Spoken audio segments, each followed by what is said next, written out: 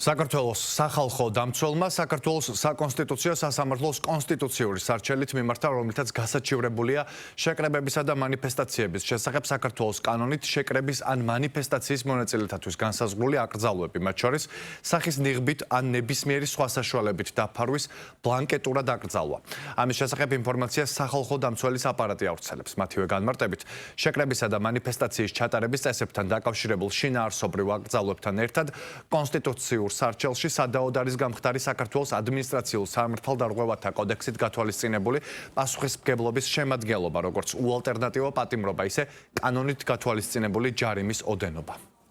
შეიძლება გაუგოთ სახალხო დამცველს, რომ მან გადაწყვიტა რა, რომ უკვე ეს საფრთხეები გადავლილია, ფიქრობს, რომ უფრო ჰუმანურ და ადამიანის უფლებების კონტექსტში უნდა განიხილოს ის ცვლილებები, რომელიც პარლამენტმა მივიღეთ,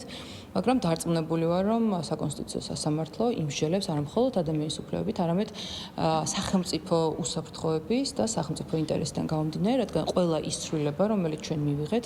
გამომდინარეობდა იმ კონკრეტული საჭიროებებიდან და საფრთხეებიდან, რომელიც იმ მომენტში იყო და ეს არ არის მხოლოდ საქართველოს რაღაც ნოუ-ჰაუ. ზოგადად ძალიან მისასალმებელია, იგივე ბატონი იოსელიანი იქნება თუ ოპოზიცია იქნება, როდესაც ისინი მიდიან სასამართლოს გზით და არა როგორც რადიკალებს ახასიათებთ რაღაცა წილილ-კივილი ქუჩაში. ჩვენ როდესაც ამ კანონებზე მუშაობდით და მივიღეთ ეს კანონები, რა თქმა უნდა, აბსოლუტურად